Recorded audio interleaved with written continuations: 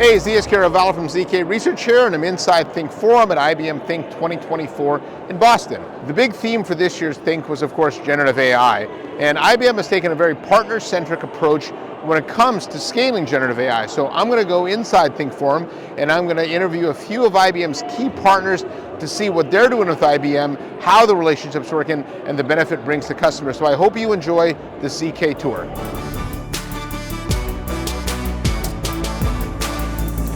All right, I'm in the Think Forum now, and I'm at the AWS stand inside the forum. I'm here with Hemant Mohad. Quick intro on yourself and what you do for AWS. Yeah, thanks for having me. My name is Hemant Mohan. I'm a Strategic Alliances Manager, and I head up this alliance between AWS and IBM globally. And this is a partnership that's existed for a long time. Talk about the partnership between IBM and AWS and the benefits it brings customers. Yeah, no, absolutely. We go a number of years, but it was in 2019 when we started thinking about this partnership a little more strategically. It was here in Boston in May 2022 when we announced the strategic collaboration agreement with IBM. And that really was an announcement to the world that we are coming together in a big way to serve our joint customers. That involved making joint investments in getting all the IBM products on AWS across the 4 brands, and then making them available on the AWS marketplace. Again, working backwards from the customer, want to make sure they have the choice of consuming all IBM software on AWS and consuming it in the most frictionless way possible, which is to the AWS. Yeah, well, certainly nobody scales like AWS scales, right? So, and big topic here, big theme at this event is generative AI. And so, talk a little bit about AWS is doing with Gen AI. No, great questions. Definitely, you see all the buzz here around generative AI. I think when I think about generative AI in the context of AWS, we are consuming, using Gen AI for internal use cases, and then we are also offering Gen AI capabilities to our end customers. So we announced Amazon Q and Amazon Q for businesses for developers to build applications and programs on top of Gen AI. We've also announced the platform, the whole Watson X platform on AWS. And then finally, internally, we see developers using, for productivity. We see business teams using generative AI for marketing. I think teams are still working on a lot of creative ways to improve their day-to-day with generative AI so that the productivity improvements they see internally can be extended back to our end customers. Yeah, in fact, the developer side, I'm really excited about. That's something, in fact, I think at your last reInvent, you talked about how coding that used to take months now take hours. Absolutely. In minutes sometimes, right? I've heard of use cases where we have ran modernization projects that would have typically taken 6 months and teams would be able to complete those in a week. Yeah. And that's fantastic for our end customers who want to focus on time to value and things that are most critical for their businesses. It's interesting too because there's a lot of fear and trepidation around AI, and what I tell developers and engineers and even content creators, AI is not taking your job.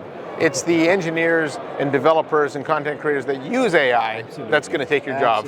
Right? So it's actually your best friend. So looking ahead, a little bit of vision here. What are you most excited about when you think of the next 1, 2, 3, 5 years? It has been phenomenal. Look, the partnership with IBM and AWS, we couldn't have been happier. In the last couple of years, we've gone from few listings to 80 plus on the AWS marketplace.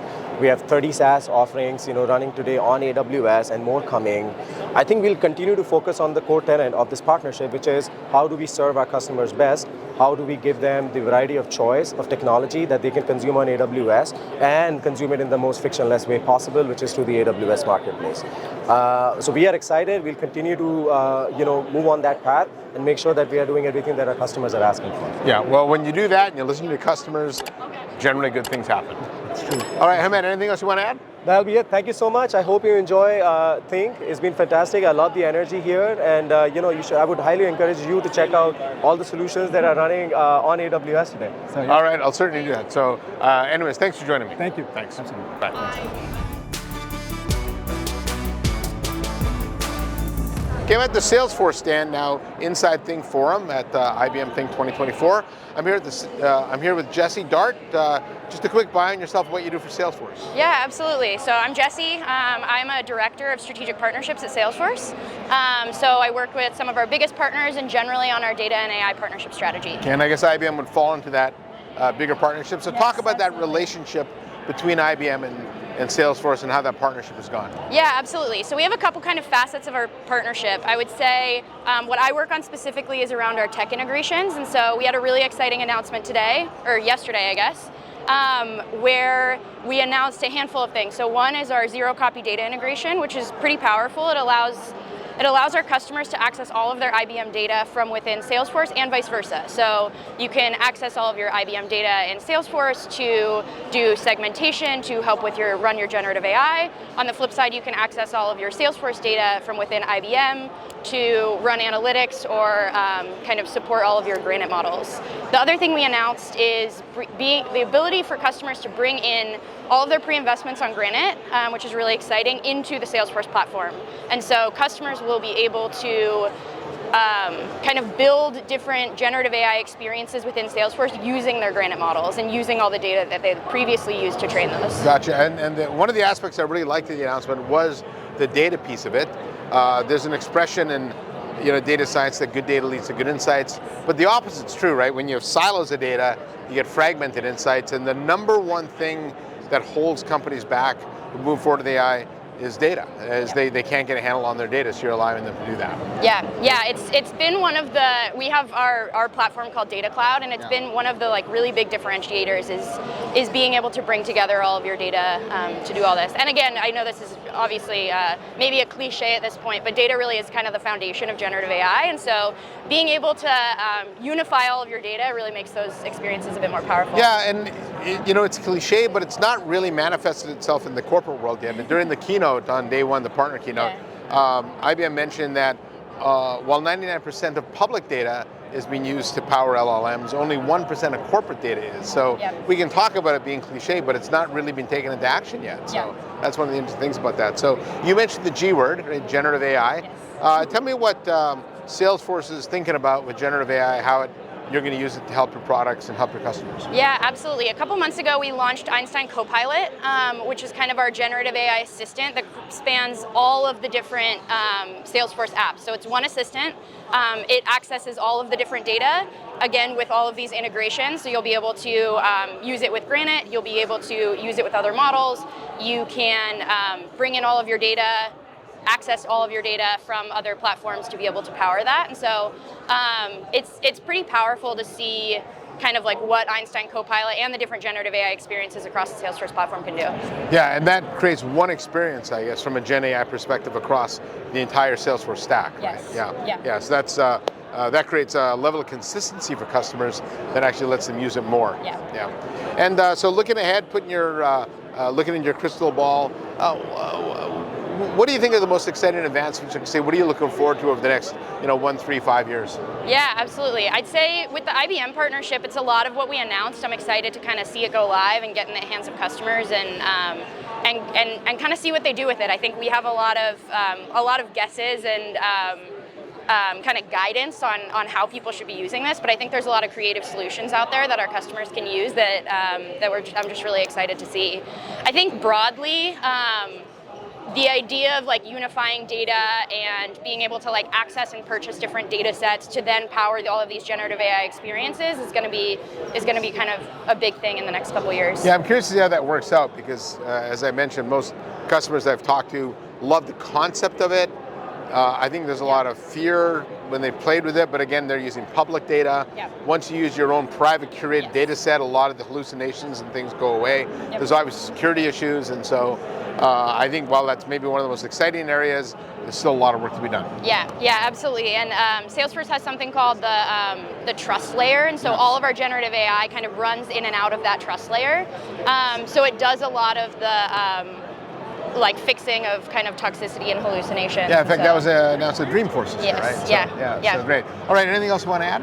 No, I think that's it. All right, Jesse, well, thanks for your time, and thanks for a quick update on what's going on with IBM and Salesforce. Yeah, appreciate it. Thanks.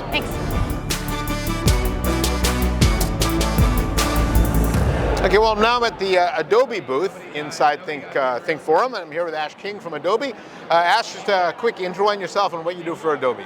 Ash King, Adobe, head up Gen AI consulting. So for Adobe, that means bringing together all of the generative AI capabilities across our document, creative, and experience clouds. That might be the most important job inside Adobe today. It's very fun. Some people have called me the most famous man, but it's just the most famous action at Adobe. All right, as I said, we are at IBM Think 2024. Can you talk about the partnership that IBM and Adobe have? Yeah, it's a very deep, very broad partnership.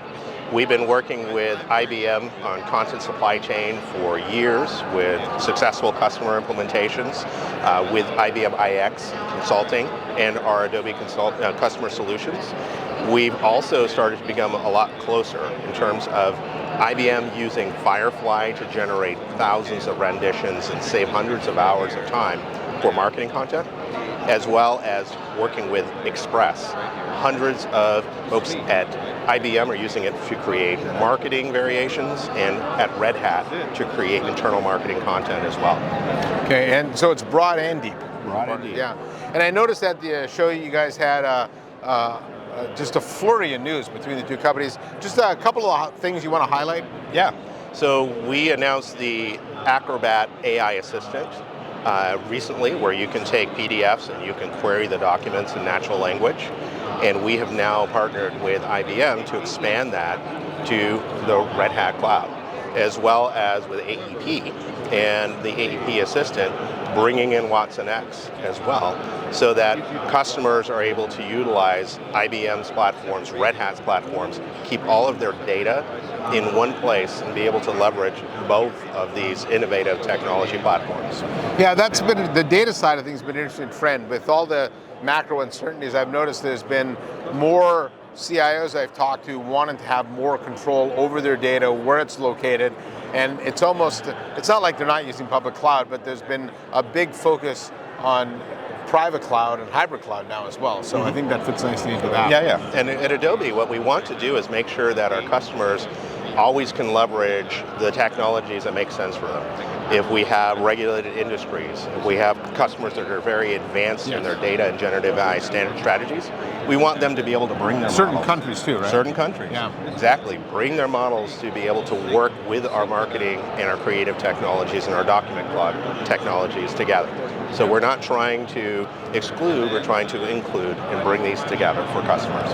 Okay, and let's shift gears a little bit, talk about generative AI. And so how is Adobe using generative AI? How's your company using it? Our company is really infused with generative AI in terms of what we call creative productivity. Yeah. It seems that's like absolutely the low-hanging fruit for it, right? Well, it's the high-hanging fruit as well. We have gone from bringing out typography into PDFs, into document clouds, into being able to then actually create and get messages out in our marketing and experience clouds over decades. Now our creatives can leverage generative AI to even go a mile further than they could before. Ideation, efficiency, and being able to bring to life visions that they have never been able to before. In order to do that, we also have to be part of the Gen AI revolution. So we are connecting all of our elements together, our teams together, using generative AI to advance our research, to advance getting things out to market, and really just bringing together all of the best elements of all of our platforms. Yeah, I've talked to some content creators that use your product, and they've said that things that used to take days, weeks, months now, seconds in some cases, right? So, and a lot of that is just keeping that creative state, that creative flow. It's not about just necessarily reducing time, but increasing the ability to create, to bring to life the visions that people have. Often, let's say you're working in Illustrator and you want to create a complex drawing. It's very difficult to, say, recolor it. So maybe you don't do that as part of what you're doing for your customer or your client. Now you have that ability to just realize the vision and move on to the next steps that you maybe not would have had time for in the past. All right, Ash, one last question. I want you to look into your crystal ball and look out ahead 1, 3, 5 years. What excites you most about what's coming? What excites me most about what's coming is the ability for each of us to be able to understand and bring in all the context of what we do in our daily lives and apply it effectively, whether it be through just the data we have, the context, creativity, it's almost like your vision field. There's so much going on that you just discount because your brain can't process it. Generative AI is going to allow us to take in all of this context and be much more focused and efficient about what we're able to accomplish, leaving less on the table, bringing more to the world. Yeah, I think when you think about the technology innovation we've seen, I mean, the last 10 years, I think the next 10 years is going to be just so much innovation coming in. So it's going to be like, last week in AI, everything changes. Just imagine like a year, 10 years, I think that we're going to be in a place where each one of us, all of our teams, all of our companies are going to be able to realize the visions that we've had that we've just never been able to get to. All right, Ash, well, certainly appreciate the time and appreciate the update on what's going on with IBM and Adobe. All right, great to meet you. Thanks.